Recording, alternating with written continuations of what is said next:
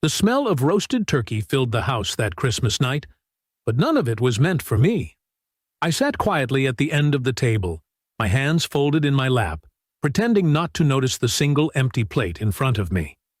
My daughter-in-law, Claire, bustled around the kitchen, her smile sugary sweet as she served everyone. My son, my 2 grandkids, even her sister, who'd dropped by uninvited. When she reached my side, she didn't even glance at me. "Dad," my son, Peter, said, awkwardly clearing his throat. Claire thought, "Maybe you'd already eaten?" I looked up slowly. "Already eaten?" I repeated, feeling my throat tighten.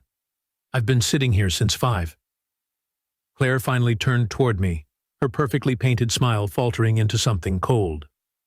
"Well," she said, folding her arms, "we all contributed to dinner this year. Peter handled the turkey, I did the sides and dessert, and even the kids helped decorate. You just showed up, so I didn't think it was fair to serve you the meal you didn't help make." The room fell silent. My son looked down at his plate, shame flickering across his face. My granddaughter, Emily, whispered, "Grandpa, that's not nice." But Claire shushed her with a glare. I felt the heat rise in my chest, not from anger, but heartbreak. My late wife, Martha, used to say, Christmas wasn't about who brought what. It was about love, gratitude, and togetherness. And yet, here I was, treated like a burden at my own family's table. I swallowed hard and said quietly, "You're right, Claire. I didn't contribute to this dinner. I wouldn't want to take what I didn't earn."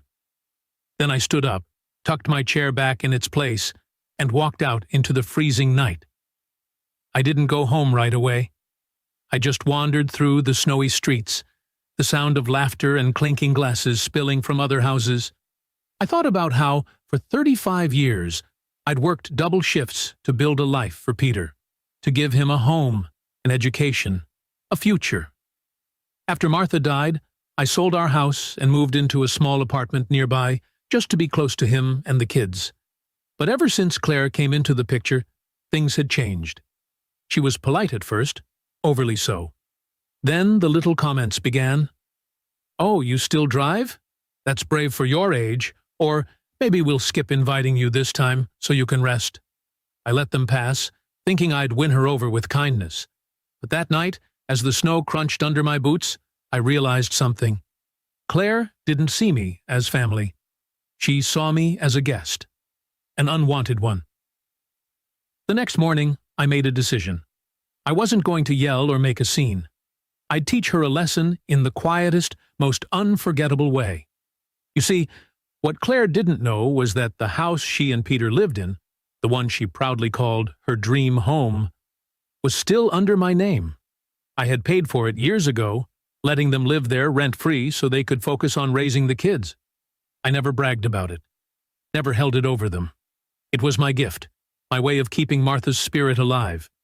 But now, that gift felt like it had been trampled. So, I drove to my lawyer the next day and updated my will. And something else. I told him I wanted the house transferred into my granddaughter Emily's name when she turned 18. Not Peter's, not Claire's. Until then, the property would remain legally mine. And then, I decided to visit them one last time that week. When I arrived at their doorstep 2 days later, Claire opened the door, surprise flashing across her face. "Oh," she said stiffly. "Did you forget something?" I smiled politely. "No, just wanted to drop off a few things." I handed her a small envelope and a basket of cookies I'd baked myself. "For the kids," I said, "and for you, a small note." She accepted it reluctantly. "You didn't have to." "I know," I interrupted gently, "but I wanted to." Then I turned to leave. That night, I imagined her opening the envelope. Inside was a handwritten note and a single folded document. The note read, "Claire, you're right. I didn't contribute to dinner that night, but I've contributed to something bigger, your roof, your comfort, and your family's safety. I hope one day you'll teach the kids that contribution isn't always visible on a plate." And beneath the note was the legal notice showing that the house was still under my name, with a pending transfer to Emily in the future. 3 days later, Peter showed up at my apartment. His face was pale. "Dad," he said, breathless, "Claire's been crying all morning.